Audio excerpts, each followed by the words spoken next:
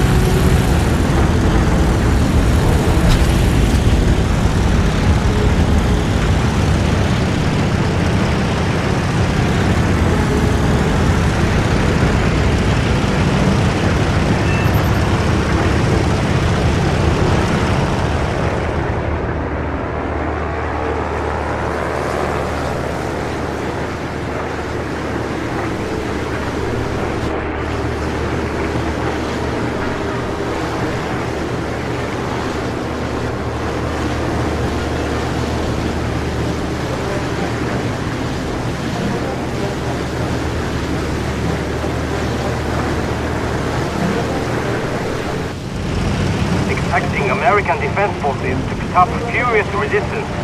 Stay in close formation and get ready to defeat enemy attacks.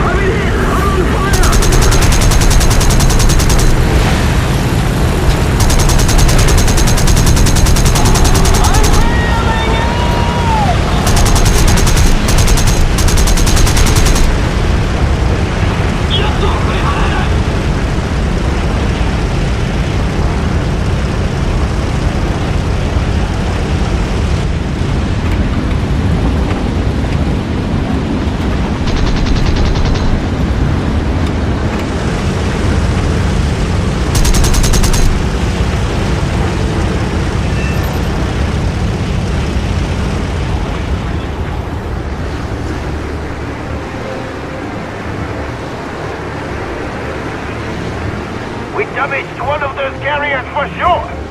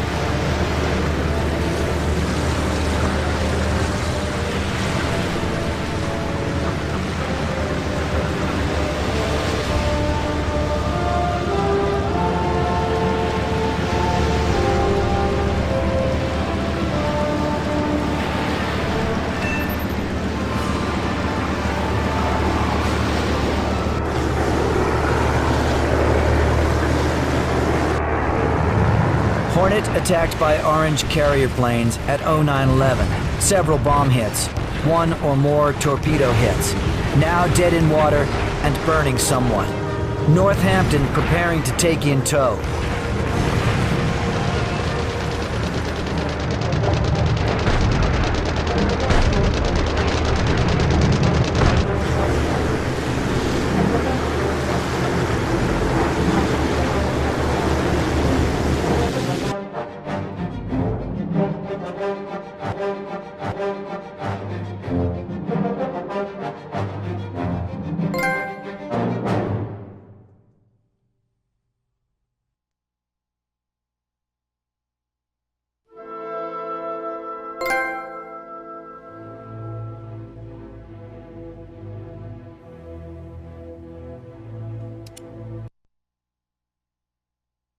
The Marines landed on Guadalcanal on August the 8th. Japanese positions and the airfield were continuously attacked from the air from that moment. Both sides continued to send reinforcements to the island for months. As the scale of the battle continued to grow, it became obvious that the battle for Guadalcanal would forever turn the tide of the war. The campaign involved nearly all branches of the armed forces. Aircraft carriers and other warships exchanged blows. Warplanes from both sides engaged in hour-long dogfights. Infantry fought desperate battles in the disease-ridden jungle. Even a few tanks managed to traverse the virtually impenetrable terrain and join the fray. The Americans fought tooth and nail and eventually gained the upper hand, losing nearly 7,000 men in the campaign. Japanese losses numbered nearly 31,000. Two more carrier battles that took place during the Guadalcanal campaign further exacerbated the Japanese situation. More experienced Navy pilots were irreplaceably lost. A year after Pearl Harbor, less than half of the December 7th veterans were still alive. They were being replaced with novices straight out of flight school. In a single year, Japan experienced an incredible mix of triumph and failure.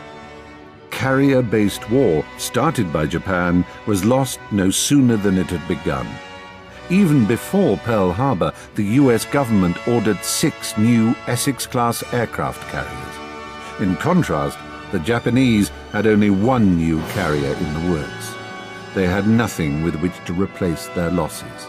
However, by March 1, 1943, Japan still occupied vast territories. The Japanese Army and Navy were working on new plans to reverse the course of the war in the Pacific. The war was not over yet.